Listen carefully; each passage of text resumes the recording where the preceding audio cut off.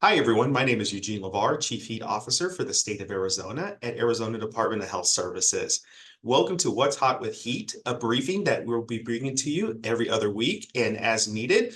And we'll be updating you on the state's heat response under the governor's Extreme Heat Preparedness Plan.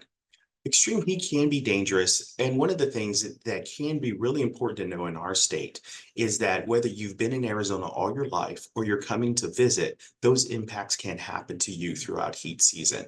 I would like to encourage everyone to go to azhealth.gov/heat to sign up for our newsletter and to get the most up-to-date information related to heat season. As Chief Heat Officer, I oversee the implementation of the governor's Extreme Heat Preparedness Plan, along with help from the Bureau Chief of Resiliency and the Environment and our cooling coordinator here at ADHS.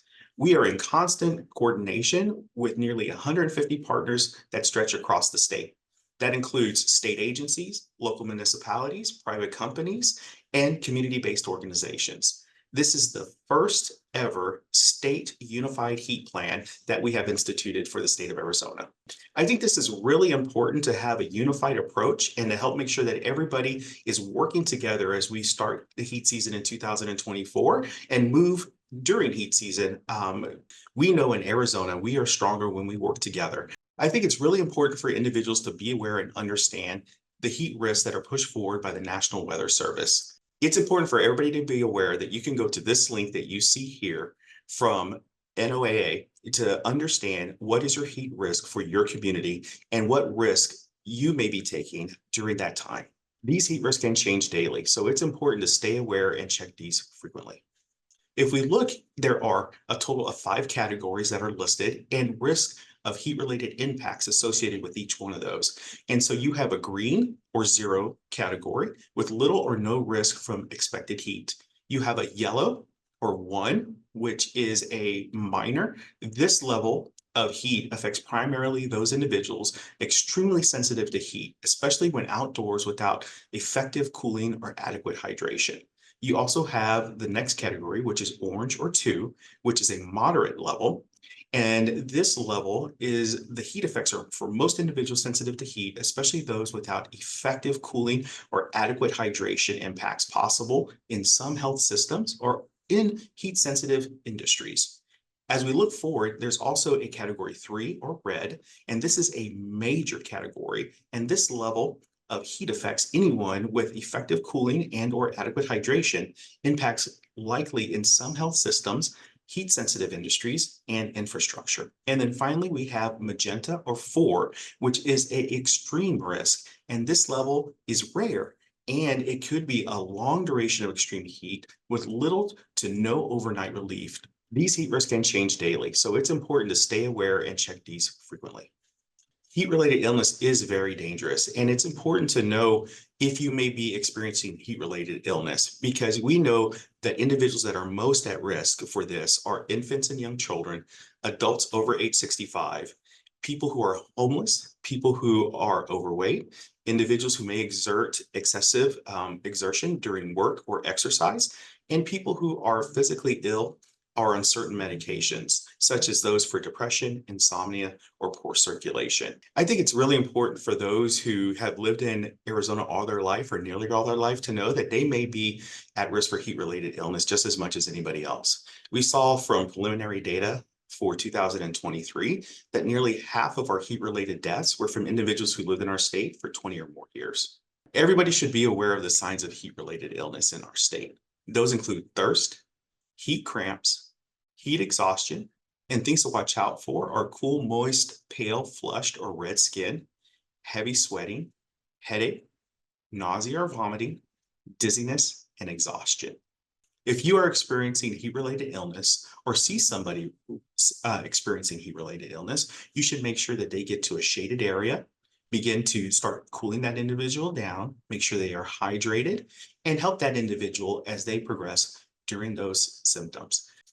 And one thing to note is during those episodes, body temperature will be near to normal. But then you should also be aware of heat stroke. And this is a life-threatening condition. And those signs and symptoms can include being hot, red, and dry skin, changes in consciousness, rapid or weak pulse, shallow breathing, And also the body temperature can be very high, sometimes as high as 105 degrees Fahrenheit. If you see someone who may be experiencing heat stroke or are in doubt if they're experiencing heat stroke, we do recommend that you contact 911 after making sure that individual is safe and secure. Protecting yourself from heat this summer is key, and you want to take these preventative steps. You want to make sure that you drink water. Yeah, you need to note that even people that stay mostly indoors all day should drink at least 2 liters of water per day. And if you are outdoors, drink 1 to 2 liters per hour while you're outdoors. And be sure to carry water with you even if you don't feel thirsty. And that's even important for those car trips that you may be having here in our state. You want to dress for the heat in lightweight, light colored clothing. Be sure to wear hats and umbrellas to be protected from the sun. And when you're talking about being protected from the sun, make sure that you're using sunscreen to help be sunwise as you move forward and stay indoors when possible. Some of the things we are doing for those individuals who may not have access to AC include working with local municipalities with the help of AZ Faith Network and others that are doing a great job to identify the needs of their communities and ensure residents have increased access to cooling centers and are aware of their locations. We want you to know that you can go to azdhs.gov/heat to find your nearest cooling center. Under the direction of the Governor's Office of Resiliency, this summer there will be 18 solar-powered mobile cooling units deployed across our state.